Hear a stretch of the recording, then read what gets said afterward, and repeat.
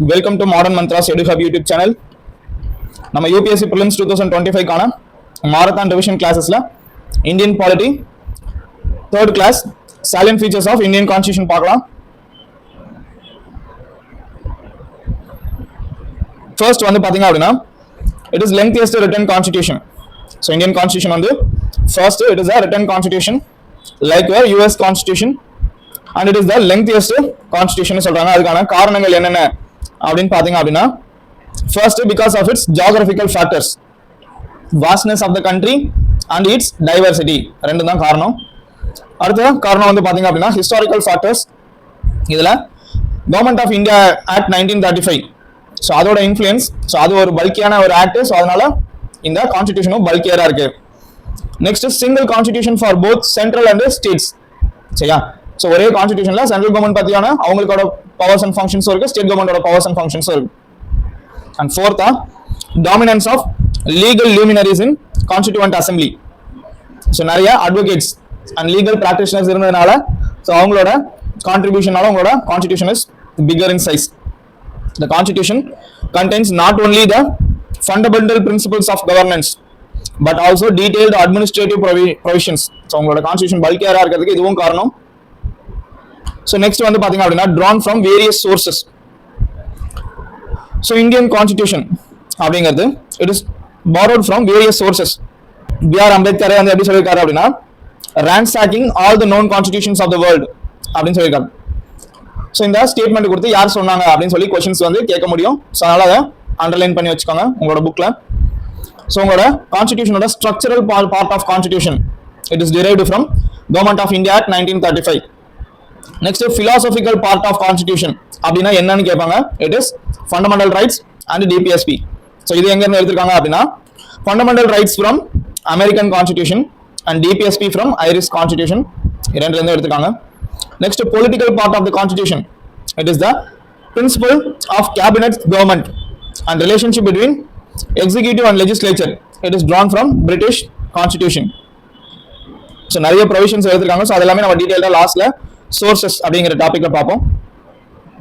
Next salient feature வந்து பாத்தீங்க அப்படின்னா blend of rigidity and flexibility. So உங்களோட constitution it has two types of amendment process. ஒன்னு வந்து it is a rigid constitution அப்படின்னா மாற்றங்கள் வந்து ரொம்ப கஷ்டமா பண்ண முடியும். ஃபிளெக்சிபிள் அப்படின்னா ஸோ உங்களோட constitution can be amended easily. So அதில் ரெண்டு ப்ரொவிஷன்ஸ் இருக்கும். ஒன்று வந்து பார்த்தீங்க அப்படின்னா some provisions can be amended by special majority of parliament. Special majority அப்படிங்கிறது 2/3 ஆஃப் majority of members of each house present and voting and majority of total membership of each house. So இதுதான் நம்ம special மெஜாரிட்டின்னு சொல்கிறோம். சில provisions வந்து பார்த்தீங்க அப்படின்னா special majority தேவைப்படும் and also ratification by half of the states. சரியா? ஸ்டேட்ஸ் எத்தனை ஸ்டேட்ஸ் இருக்காங்களோ அதுல half of the states அவங்களும் அதுக்கு ratify பண்ணணும் for amending federal provisions. So இதை வந்து ரிஜிடிட்டிக்கு எக்ஸாம்பிள்ஸா சொல்றோம். நெக்ஸ்ட் வந்து பாத்தீங்க அப்படின்னா federal system with unitary bias. So Indian constitution it establishes federal system of government. So அதில் ஃபெடரேஷனுக்கான ஃபீச்சர்ஸ் என்னென்ன அப்படின்னு பார்த்தீங்கன்னா 2 governments, division of powers, written constitution, supremacy of constitution, rigidity of constitution, independent judiciary and bicameralism. இது எல்லாமே federal சிஸ்டத்துக்கான features. உங்களோட constitution also has unitary features like strong center, single constitution, single citizenship, flexibility of constitution, integrated judiciary, appointment of state governor by center, all India services, emergency provisions. So இதெல்லாம் so இந்த ப்ரொவிஷன்ஸை வந்து கேட்கறதுக்கான chances இருக்கு. இதெல்லாம் federal provisions, இதெல்லாம் unitary ப்ரொவிஷன்ஸ்னு கேட்பாங்க. So இதை mark பண்ணி வச்சுக்காங்க, மனப்பாடம் பண்ணிக்கோங்க.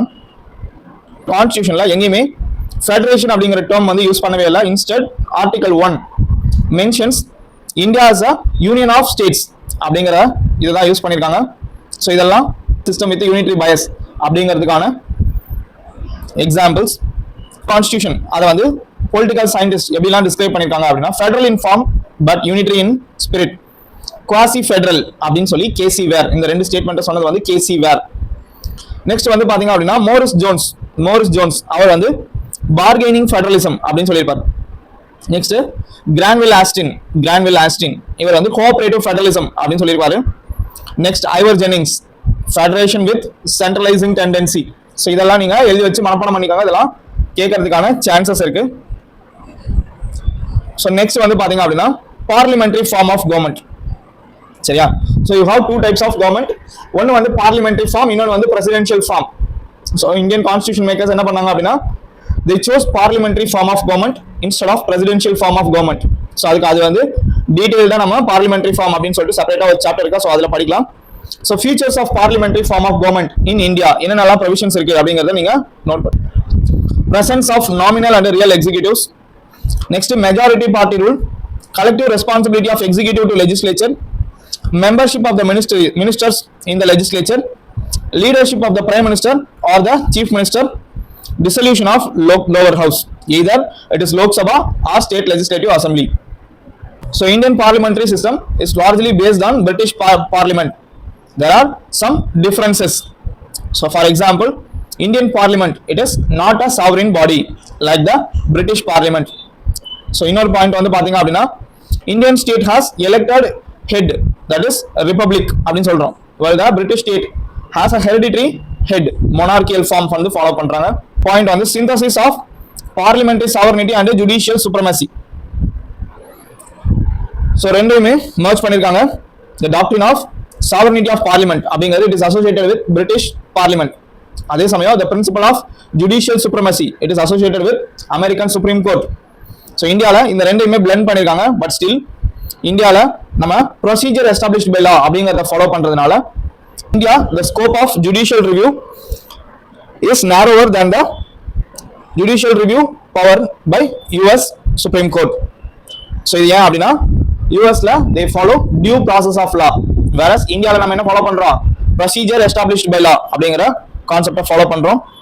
The framers of Indian Constitution preferred synthesis between British parliamentary sovereignty and American judicial supremacy. Next வந்து பாத்தீங்க அப்படின்னா integrated and independent judiciary. So நம்ம integrated அப்படின்னா all the laws are in a hierarchical manner. Supreme Court stands at the top of the integrated judicial system in the country. அதுக்கு கீழே you have state level you have high courts. அதுக்கு கீழே வந்து you have districtல subordinate courts and district courts. The Supreme Court is a federal court, the highest court of appeal, the guarantee of fundamental rights of citizen and guardian of constitution. So இந்த points எல்லாம் note பண்ணி வச்சுக்கோங்க. இந்த guardian of constitution யாரு அப்படிங்கிறது already உங்களுக்கு யூபிஎஸ்சியில் 2015ல கேட்டிருக்காங்க. So கொஞ்சம் டீட்டெயில்டாக படிச்சா இந்த மாதிரி டாபிக்ஸ் எல்லாம் நம்ம ஆன்சர் பண்ண முடியும். ஸோ மார்க் பண்ணி வச்சுக்கோங்க.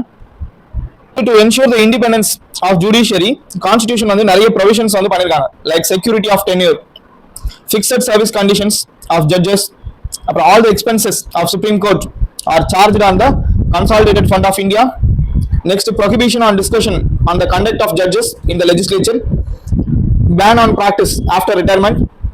Next, power to punish for its contempt vested in the Supreme Court. Next, separation of judiciary from executive. So இதெல்லாம் independent judiciaryக்காக எல்லா provisions. Next வந்து பாத்தீங்க அப்படின்னா fundamental rights. So there are 6 fundamental rights in your constitution in part 3. சரிங்களா? Right to equality, right to freedom, right against exploitation, right to freedom of religion, cultural and educational rights, and finally right to constitutional remedies. So இங்க so the fundamental rights, they are for promoting the idea of political democracy. So they act as a limitations on the tyranny of executive and arbitrary laws of legislature. So இத base பண்ணி தான் அந்த constitutional government அப்படின்னு சொல்லி ஒரு question வந்து ரிப்பீட்டடா கேட்டுட்டு இருக்காங்க. So constitutional government it places effective limitations on the power of government. So அந்த பாயிண்ட் வந்து இங்க இருக்கு. So இன்டைரக்டா இது NCERT-ல இருக்கும், டைரக்டா இங்க வந்து இன்டைரக்டா இருக்கு. So நம்ம இன்டர்பிரட் பண்ணி போடுற மாதிரி இருக்கு. Next, the fundamental rights are justiciable in nature. அப்படின்னா if they are violated, you can approach the Supreme Court directly for its enforcement through various writ petitions available like habeas corpus, mandamus, prohibition, certiorari and quo warranto. Next வந்து பாத்தீங்க அப்படின்னா directive principles of state policy. சரியா? So doctor Ambedkar என்ன சொல்லிருக்காங்க, DPSP novel future of Indian constitution சொல்லிருக்காங்க. It is present in part 4 of the constitution. It is meant for promoting the ideal of social and economic democracy. It seeks to establish a welfare state. So இது எல்லாமே previous year questionsல கேட்டிருக்காங்க. They are non-justiciable in nature. அப்படின்னா if DPSP அதை வந்து நம்ம implement பண்ணல அப்படிங்கிறதுக்காக நம்ம கோர்ட்டை அப்ரோச் பண்ண முடியாது. ஸோ அதையும் சொல்லியிருக்காங்க.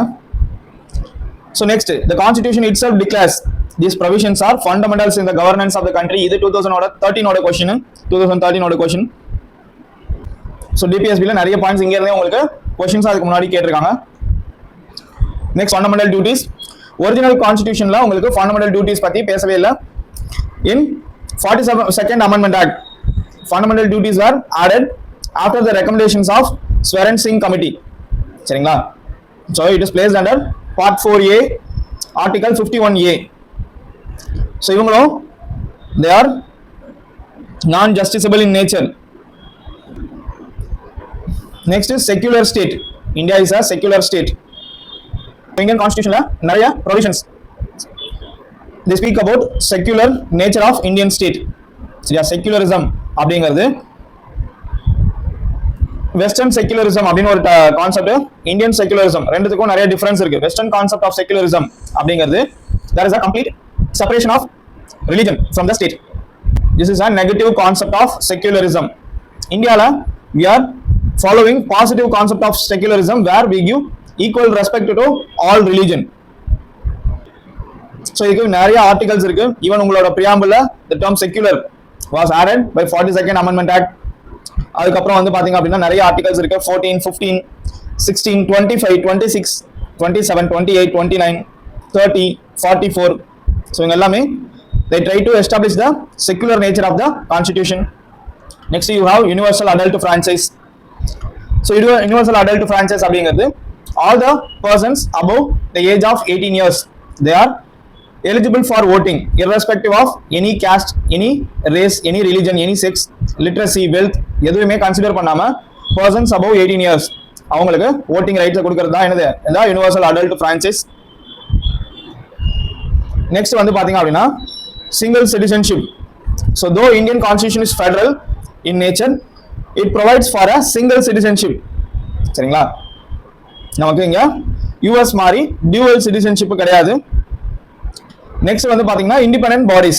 Independent. So constitution provides for independent bodies to maintain as bulwarks for the democratic system like election commission, comptroller and auditor general, union public service commission, state public service commission. So இந்த மாதிரி நிறைய independent constitutional bodies provide பண்ணிருக்காங்க to uphold the values of democratic politics in India. சரிங்களா? So next provision is emergency provisions. So உங்களோட emergency provisions enable the president to meet any extraordinary situations effectively. So யாருக்கு அந்த அதிகாரம் கொடுத்திருக்குன்னு பாருங்க. It is president. சரிங்களா? It is to safeguard the provisions of sovereignty, unity, integrity and security of the country, the democratic political system and the constitution. So இதெல்லாத்தையும் protect பண்றதுக்காக தான் emergency provisions பிரசிடென்ட்க்கு கொடுத்திருக்காங்க. There are 3 types of emergency: national emergency, state emergency, financial emergency. And emergency அப்படிங்கிறது it is a conversion of federal structure of our polity into unitary one without any formal amendment of the constitution. சரிங்களா? Next 3-tier government. So original Indian constitutionல உங்களுக்கு 2-tier government தான் இருக்கும், central government, state government அப்படின்னு சொல்லி. So after 73rd and 74th constitutional amendment act, third tier of government, local self government was also added. So that is also an salient feature of Indian constitution. Next you have cooperative societies. 97th constitutional amendment act 2011 gave constitutional status to cooperative societies. So இது உங்களுக்கு article 19, article 43b and article 243zh to 243zt. So இந்த articles எல்லாம் changes கொண்டு வந்தாங்க. It introduced a new part 9b to provide for cooperative societies. Criticism of the constitution. So first it is a lengthy and complexity. Schedules of the constitution அந்த tablet காலம் வந்துடலாம். So இங்க schedules so என்னென்னலாம் இருக்கு அப்படின்னு பார்த்தீங்கன்னா constitution you have 12 schedules. So ஒவ்வொன்றிலையும் ஒவ்வொரு விஷயத்தை பத்தி பேசியிருக்காங்க. ஃபர்ஸ்ட் ஷெட்யூல்ல உங்களுக்கு ஸ்டேட்ஸ் அண்ட் யூனியன் டெரிட்டரிஸ் அவங்களோட நேம் அண்ட் எக்ஸ்டென்ட் பத்தி சொல்லியிருப்பாங்க. Second schedule provisions for emolument allowances privileges. சரியா? ஸோ உங்களோட president, governor, speaker of Lok Sabha, deputy speaker of Lok Sabha, chairman and deputy chairman of Rajya Sabha, so இவங்களை பத்தி, judges of supreme court, judges of high court, controller and auditor general, இவங்க எல்லாத்தையுமே வந்து பாத்தீங்கன்னா அவங்களோட எமாலுமெண்ட்ஸ்னா அவங்களோட சேலரி, அலவன்ஸ் அதெல்லாம் பத்தி உங்களோட செகண்ட் ஷெட்யூல்ல இருக்கும். Third schedule it provides for oaths or affirmations, union ministers, அதுக்கப்புறம் பாத்தீங்க அப்படின்னா candidates for election, next member of parliament, judges, அப்புறம் சிஏஜி, ஸோ இவங்களோட ஓட்ஸ் எல்லாமே வந்து பாத்தீங்க அப்படின்னா தேர்ட் ஷெட்யூல்ல இருக்கும். ஃபோர்த் ஷெட்யூல் அப்படிங்கிறது it provides for number of seats allocated to each state or union territory in council of states. சரி, அவங்களோட ராஜ்யசபால எவ்வளவு நம்பர் ஆஃப் சீட்ஸ் வந்து ஒவ்வொரு ஸ்டேட்டுக்கும் அலாட் பண்ணிருக்காங்க அப்படிங்கிறது உங்களோட ஃபோர்த் ஷெட்யூல் இருக்கும். இது வந்து ரொம்ப இம்பார்ட்டன்ட், திரும்ப கேட்பாங்க. ஃபிஃப்த் ஷெட்யூல் இதுவும் ரொம்ப important. It deals with administration of scheduled areas and scheduled tribes. Fifth schedule. Next sixth schedule it deals with administration of tribal areas in the states of Assam, Meghalaya, Tripura and Mizoram. So இந்த 4 state ஞாபகம் வச்சுக்கோங்க. Sixth schedule இது வந்து tribal areas. So இந்த fifth schedule, sixth schedule ரிப்பீட்டடாக கேட்குற questions. Next seventh schedule it deals with division of power. சரிங்களா? Division of power அதாவது உங்களோட union list, state list, concurrent list, so அவங்கள அதை பற்றின ப்ரொவிஷன்ஸ் வந்து உங்களோட செவன்த் ஷெட்யூலில் இருக்கும். Eighth schedule it contains 22 recognised languages. சரிங்களா? ஸோ கான்ஸ்டிடியூஷனில் ரெகக்னைஸ்டு 22 லாங்குவேஜஸ் இருக்கும். ஸோ இங்கே வந்து பார்த்தீங்க அப்படின்னா இதில் 3 அமெண்ட்மெண்ட் பார்ப்பீங்க. 21st அமெண்ட்மெண்ட் 1967, அதுக்கப்புறம் 71st அமெண்ட்மெண்ட் 1992. ஸோ ரெண்டு ஆட் பண்ணீங்க அப்படின்னா you will get 92nd amendment 2003 and ஃபைனலாக you have 96th amendment act 2011. So ஒவ்வொன்றிலையும் என்ன லாங்குவேஜஸ் ஆட் பண்ணாங்க. ஃபர்ஸ்ட் வந்து 14 லாங்குவேஜஸ் இருக்கும், ப்ரெசென்ட்டாக 22 லாங்குவேஜஸ் இருக்கு. ஸோ இந்த அமெண்ட்மெண்ட்ல என்னென்ன லாங்குவேஜஸ் ஆட் பண்ணாங்க அப்படிங்கிறதையும் நீங்க ஞாபகம் வச்சுக்கோங்க. டிஎன்பிஎஸ்சியில் இந்த மாதிரி கொஸ்டின்ஸ் வந்து கேட்கறது வழக்கம். நெக்ஸ்ட் நைன்த் ஷெட்யூல் அப்படிங்கிறது ஸோ உங்களோட ஃபர்ஸ்ட் கான்ஸ்டிடியூஷனல் அமெண்ட்மெண்ட் 1951ல laws relating to land reforms அவங்கள ப்ரொடெக்ட் பண்றதுக்காக, ஜுடிஷியல் ரிவ்யூக்குள்ள வந்து ப்ரொடெக்ட் பண்றதுக்காக 9th ஷெட்யூல்ல வச்சிருப்பாங்க. So after Kesavananda Bharati case April 24, 1973, இந்த 9th schedule is also open to judicial review because judicial review is a basic structure of Indian constitution னு சொல்லிட்டாங்க. Next 10th schedule it is related to anti-defection law. Next 11th schedule அப்படிங்கிறது it deals with powers, authority and responsibilities of panchayat. சரியா? There are 29 matters in the 11th schedule. இது 12th schedule அப்படிங்கிறது deals with powers, authority and responsibilities of municipalities. இங்க it has 18 subject matters. So இதெல்லாம் நீங்க ஷெட்யூல்ஸ்ல பார்த்து வச்சுக்கோங்க. Next is sources of Indian Constitution. First you have Government of India Act 1935. For Government of India Act நம்ம என்னென்னலாம் provisions எடுத்துருக்கோம் அப்படின்னா federal scheme, emergency provisions, office of governor. சரியா? நிறைய இருக்கும். ஸோ இதெல்லாம் இந்த 3 ரொம்ப இம்பார்ட்டன்ட். நெக்ஸ்ட் வந்து பாத்தீங்க அப்படின்னா பிரிட்டிஷ் கான்ஸ்டிடியூஷன். ஸோ இங்க parliamentary form of government, rule of law, legislative procedure, single citizenship, next prerogative writs, parliamentary privileges and bicameralism. இதெல்லாமே பிரிட்டிஷ் கிட்ட இருந்து எடுத்துக்கிட்டது. நெக்ஸ்ட் யூஎஸ் கான்ஸ்டிடியூஷன் வந்து fundamental rights, independence of judiciary, judicial review, impeachment of president, removal of Supreme Court and High Court judges and post of vice president. So இதெல்லாம் யூஎஸ்ல இருந்து எடுத்துக்கிறோம். நெக்ஸ்ட் ஐரிஷ் கான்ஸ்டிடியூஷன்ல இருந்து DPSP. Next nomination of members to Rajya Sabha and method of election of president. இதெல்லாமே Irish கிட்ட இருந்து எடுத்துக்கிறோம். நெக்ஸ்ட் கனடியன் கான்ஸ்டிடியூஷன்ல இருந்து federation with strong centre. Next, vesting of residuary powers with the center, appointment of governor by center and advisory jurisdiction of Supreme Court. So இது எல்லாமே Canadian Constitution ல இருந்து எடுத்துக்கிறோம். Australian Constitution, concurrent list, freedom of trade, commerce and intercourse, and joint sitting of two houses of parliament. So இது Australian கான்ஸ்டிடியூஷன்ல இருந்து எடுத்துக்கிறோம். Next Weimar constitution of Germany. So ஜெர்மனில இருந்து emergency provisions and relating suspension of fundamental rights. So இதை அங்கிருந்து எடுத்துக்கிறோம். Next Soviet constitution. Soviet constitution வந்து fundamental duties, the ideals of justice, social economic and political justice. So இதை எடுத்துக்கிறோம். Next French constitution வந்து republic and the ideals of liberty, equality and fraternity. Next South African கான்ஸ்டிடியூஷன்ல procedure for amendment of constitution and election of members in Rajya Sabha. Japanese கான்ஸ்டிடியூஷன்ல இருந்து procedure for establishment, procedure established by law. So இதை எடுத்துக்கிறோம். So that's all. Thank you for watching. Kindly subscribe and share with your friends.